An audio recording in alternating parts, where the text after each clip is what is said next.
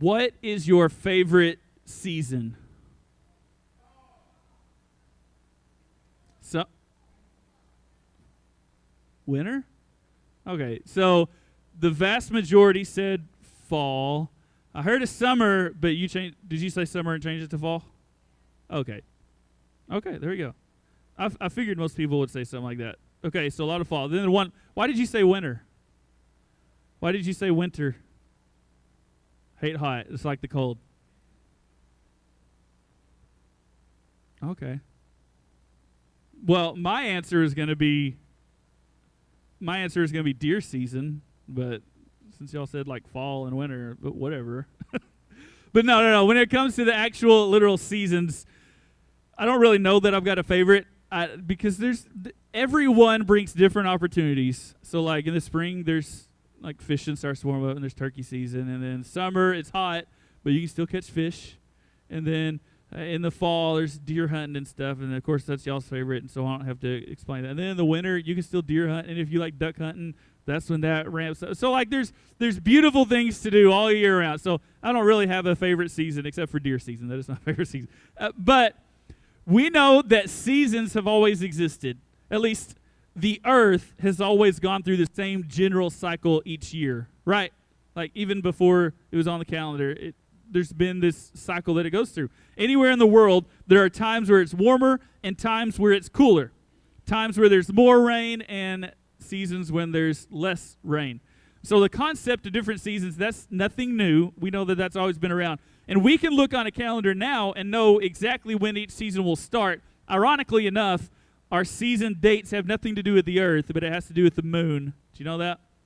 Like fall and spring have to do with I'm not even going to get this right. One of them's the equinox and the summer solstice, so I guess that would be summer. I don't know. But it has to do with like the moon and stuff like that. But we can look on a calendar and know like this is the day that summer officially starts and this is the day that it officially ends and stuff. But we know when they're going to start and end. But in the Bible times, there probably weren't exact starting and stopping times for different seasons like we have now. I'm sure they knew the concept of it because everything that they did, their livelihood revolved around like getting the timing of stuff right, like putting their crops in the ground at the exact right time to know when to get the best harvest and not to do it too soon when they were just going to die off, all that kind of stuff. And so they knew the concept of seasons, even if they didn't have it planned out to the day. Although the smartest some of those people were way back then, they probably had it pretty close, I would imagine. So whenever King Solomon in the Old Testament wrote about different seasons, people knew what he was talking about. And so our text for tonight is Ecclesiastes chapter 3. Can we say Ecclesiastes 3 times fast? Ecclesiastes 3 times fast. There you go. I did it. Starting in verse 1, and then King Solomon wrote this: "There is a time for everything and a season for every activity under the heavens." And so he's just setting this up. He's like, and this is something that everybody knew back then, is that there's a time and a place for everything, right? And then he goes on to list some examples. There's a time to be born and a time to die. That's going to happen to all of us at least once in our lifetime. Spiritually, it could happen more times than that. But a time to be born, time to die, a time to plant and a time to uproot, a time to kill and a time to heal. There's a time to tear down and a time to build. It's a time to weep and a time to laugh, a time to mourn and a time to dance. It's a time to scatter stones and a time to gather them. I don't know what the time to scatter. When would you want to just throw stones? I don't know. A time to embrace and a time to refrain from embracing. We are living in a time to refrain from embracing, with being socially distanced. And so this is what Solomon was talking about. This is the time where they need to refrain from embracing. Okay, but he goes on to say, a time to search and a time to give up, a time to keep, a time to throw away, a time to tear and a time to mend, a time to be silent and a time to speak. I could preach a whole sermon on that line right there. I'm just going to keep going for tonight. A time to love and a time to hate, a time for war and a time for peace. And so King Solomon is just basically giving them examples to make sure that they get this whole concept that there's a time and a place for different things. And they got that in the Old Testament, and we get that today. Because some of you are going through different seasons right now. There's several of you in this room that on Saturday at graduation, that is going to signify you getting to the end of a super long season of your life where you were in school in grade school, and it will signify the start of a brand new season for you of being an adult and being out in the world and all that stuff. It's a big season change right there. Some of you are moving up into high school. That's going to bring with it its own set of challenges, and it will definitely be a different season for you. Every one of us right now is in this whole new season with this worldwide pandemic where it's a season that we've never experienced before. And so we get the concept of seasons. And seasons happen for different reasons. And in fact, that line sounds so good. I probably should have made this one of your main points on your outlines. But seasons happen for different reasons. Y'all get the rhyme there? Season, reason. Okay. They happen for different reasons. There are some seasons that you go through in life where it's just a season of bad stuff happened to you, and it's a result of you just making a dumb decision. I can testify. That happens. If you do something that's dumb, there's going to be consequences for that. It's just part of this is natural, just way things work. So sometimes seasons happen as a result of our own bad decisions. Other times God leads us to different seasons in life to help us grow. And he leads us to different times where things just kind of challenge us and test our faith and help us to grow. And other times, seasons just happen for no apparent reason at all. Just because we live on the earth, and the earth is constantly falling apart. We're not in heaven yet. And so because we're just residents here on earth right now, living here, bad stuff is going to happen to good and bad people alike. And so we all go through different seasons for different reasons. But something that God has been showing me for years, and in fact, I've been working on this message tonight I've had notes on my phone for the past 3 years. I just haven't put it all together and felt like it was the right time to share it until tonight. But there are principles that we can learn from different seasons in life. And whenever we compare our life to the different seasons, we can learn how to make it through this season and how to prepare for the next. And so I'll share how to identify what season you're in now and what to do to make it through to the next season. So let's start with the season that we just came out of, spring. Don't you just love spring? Yeah, we like spring. Whenever I think of spring, I think of new life and color everywhere and excitement and joy. I mean, spring is a fun time. In school, normally spring means that your school year is almost over, and that at some point in spring there's going to be spring break where you just get a whole week off of school. So for a farmer, spring means new opportunities. That's when they get to put their crops in the ground, and they dream of the giant harvest that they're going to get at the end of the year and all that stuff. And so spring is an enjoyable time. The temperature most of the time is comfortable. Flowers are blooming everywhere. You see the new little bunnies hopping around in the yard. Everything just puts a smile on your face. Spiritually speaking, spring is when you can see a lot of growth happening in your life. And so you could probably look back and identify certain seasons in your life where you would say, okay, this was a spring season in my life. Like going to church was easy. Like participating in worship, like you didn't even have to force yourself. It was just like, man, I just can't wait for service to start. Like praying and reading your Bible every day, you were just so excited to be able to do all that stuff. It was just, you were excited about growing. There was this new life, new energy there. You were excited about what's happening and what's ahead, and you felt like God was speaking to you all the time. There's just new life all over you. And so here's the challenge in spring. You're like, what challenge? Everything's easy. Well, here's the challenge. Whenever you're in a spring season of life, make the most of it. Make the most of it. In Arkansas, spring never really seems to last long enough because either the winter cold lasts too long and cuts off springtime short, or the summer heat comes on too fast, or what normally happens is a combination of the two. And they just sandwich spring into like 3 really beautiful, comfortable days here in Arkansas. But so it happens, but it just doesn't last for a long time. And so make the most of it. The lesson in spring is that even though it won't last forever, it will happen again. Even though you can't count on the flowers and butterflies happening every day of your life, you can count on it happening again. If you don't give up, there will be another season like that. So there you go. That's spring. And as we know, spring leads to summer. There's your Olaf quote for the night.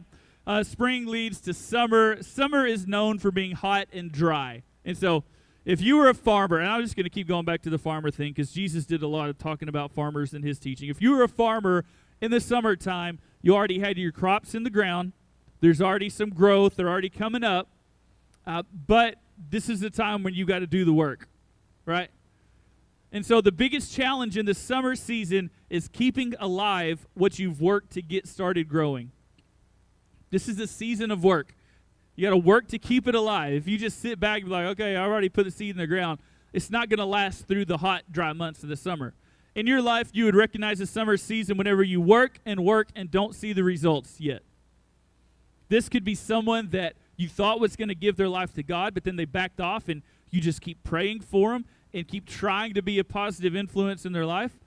This is also a season that a lot of people go through shortly after they give their life to God.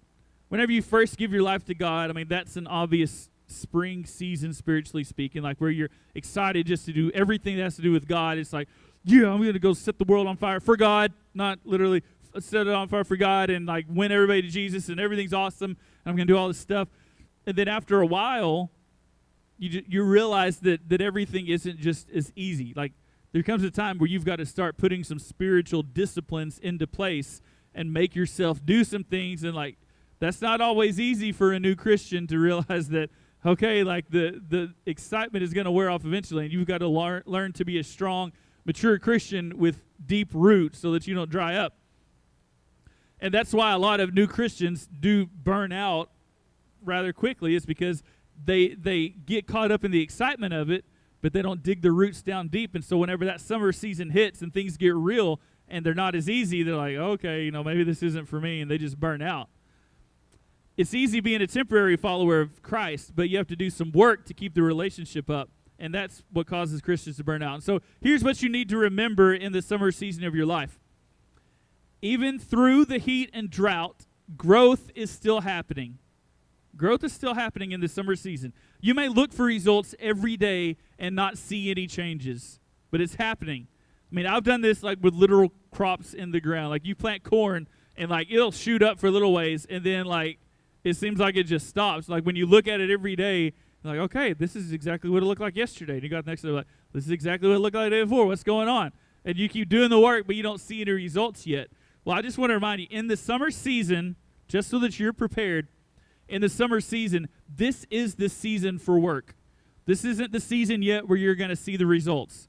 This is the time where you just keep putting in the work, where you remain faithful to what you know you're supposed to do, and just trust by faith that there will be a payoff later on at some point. And so just know if you find yourself in what you would describe as a summer season, that's the season where you've just got to put in the work. But don't give up, because what happens next is the harvest. That brings us to fall. And just about everybody in the room said that they love fall time the most.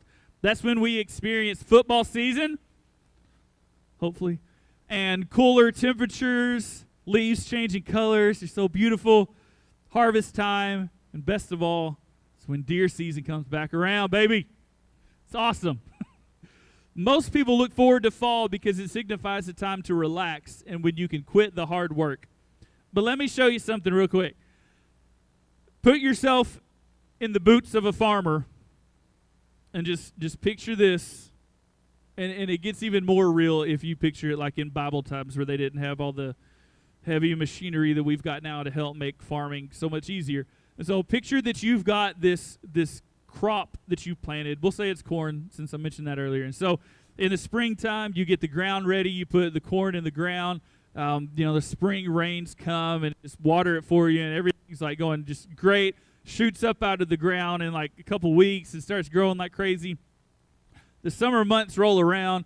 You're out there every day watering your plants and making sure that bugs don't mess with them and critters and disease and all that stuff. You out there every day just doing all this stuff. And I'm sure in the Bible times it wasn't easy to get water to crops all the time, especially if it was hot and dry for a long period of time. But you knew that you had to get the harvest. You had to let that corn grow all the way till it was fully mature and ready to harvest. So you keep doing the work every day. You keep putting forth the effort every day. And so finally, the corn is ready to be harvested. What would happen if, as a farmer, you reach that point and you're like, whew, It's finally time for the harvest. I'm done. I'm going to the house. What would happen?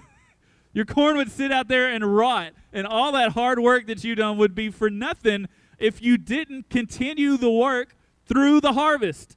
It's like ready to be picked. You just got to go out there and get it. But if you don't do the work to get the harvest, nothing's going to happen. There's not going to be any results. The farmer still has to harvest it. So the challenge in fall is to work through the harvest. We don't work right up to the edge. We work through the harvest. You know that you're in the fall season when you can see the harvest in front of you. And sometimes you can't even see it. You just feel and trust by faith that it's just right there. That person that you've prayed for is finally making moves toward God, and they're ready to listen to you tell them about God. Maybe you're finally willing to come, or maybe they're finally willing to come to church, or just to hear out a conversation as you talk about God. And it could also be when you've prayed about something and a breakthrough has finally happened, or you feel like you've received an answer from God, or you've developed spiritual disciplines and you're growing in God, but now it's time for you to step into some sort of ministry and to start making a difference in the kingdom of God. In each of these situations, if you just stop where you're at, you won't receive what you've been working so hard on. If someone's willing to come to church, but they haven't given their life to God yet, the work isn't finished yet. You haven't received the harvest yet. If God has given you an answer, but you haven't taken the steps to make it happen, there's still more work to do. If God is leading you to a ministry, but you haven't taken the step into it yet, then you still haven't arrived. The harvest is ready, but you still need to do the work of the harvest. That's the lesson is here. The lesson here is that the harvest is ready, but you still need to do the work of the harvest. The payoff is in your reach, but you still have to reach out and get it. You've already done the hard work, but don't give up before you receive your reward. I've seen a lot of people do the work for years, but give up right before they receive the harvest. And so Paul reminds us in Galatians chapter 6, verse 9, this is one of my favorite verses, it says, "Let us not become weary in doing good, for at the proper time we will reap a harvest if we do not give up." And that's a promise from God that you can count on, is that if you don't give up, you will reap a harvest. So just keep doing good. Keep doing what you're supposed to do. Don't give up. And then after the fall comes winter. Winter is a tough season, especially if you don't like the cold. One of you said that you like winter and thrive in the cold. You know, for a farmer, there's not really much you could do in the winter season. Honestly, their main goal of this season is just to survive. They have their harvest from the fall, and so what they need is available to them. They just need to make it through this season alive. And so the biggest challenge in this season is to just survive. Just to survive. And so if you encounter a winter season in your life where it just feels like everything is dead, how do you survive? Well, just like the farmer, you pull from what's happened in the prior seasons. That's what he does. He relies on that harvest that he just stored up. You pull from what's happened in the prior seasons. Whenever you're struggling to stay alive spiritually and to stay connected to God, look back at what happened in that fall season. Remember the difference that you've made for the kingdom of God. Remember the people that you helped lead to the Lord. And remember all the times that God has brought you through. Just like the song we sang tonight, all my life you have been faithful. All my life you've been so, so good. Think about those times and how faithful God has been. Whenever you're just ready to give up and it's all you can do to survive spiritually, remember those times. Remember the joy that you had when you first gave your heart to God. And there's a big lesson here in the winter season. Things are not as they appear. I think your mirrors on your cars probably say that. Things are not as they appear. Have you ever seen a tree like in the dead middle of winter, and you look at it and you think to yourself, that tree is dead? You ever thought that? We're in Arkansas. We can say it like that. That tree is dead. Like with a Y in the middle of the word and everything. Dead. Like there is no way that tree can come back to life. Like there ain't one lively looking part on that whole tree. Like it's probably going to fall in the house. So I probably need to get a plan to have somebody come out here and cut down that tree before the spring Arkansas tornado comes through and blows it over on the house. Like that tree is dead. And then what happens? March rolls around. You see all these little green green buds out there, and leaves start shooting out everywhere. And then by May, that thing's just like covered in leaves from top to bottom. And you're like, okay, I was wrong. Good thing I didn't cut it down. Like, it happens. And I'm sure you've all had that happen where it looks completely dead in the wintertime. And so in the winter season, just because something looks dead, that doesn't mean that it's really dead. Just because you feel dead on the inside, that doesn't mean that you're finished, because life is still there. You just need to survive this season without giving up. When you're at the place where you don't even know if you could keep serving God, I'm just going to tell you this. It's okay to spend some time on yourself.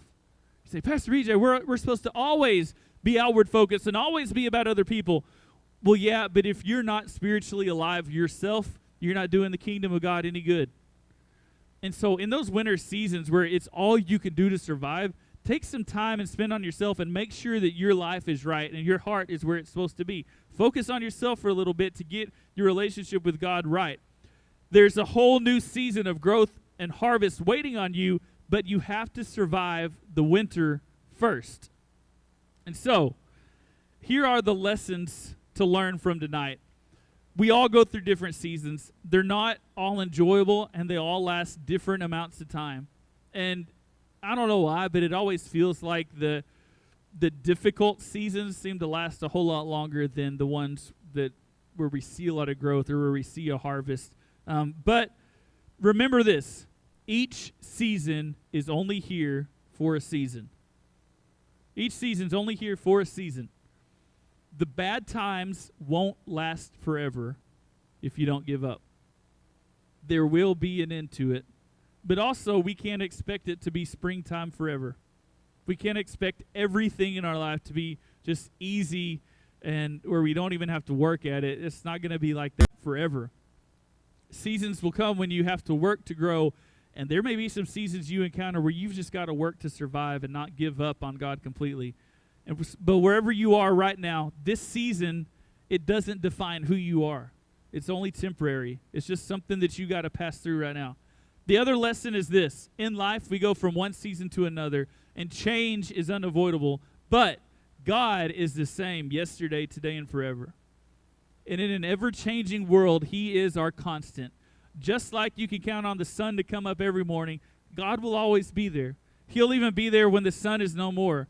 In every season, God is in control. Get this. In the springtime, God is your joy. In the summer, God is your strength. In the fall, God is your reward. And in the winter, God is your life. He is always there, and He's always faithful.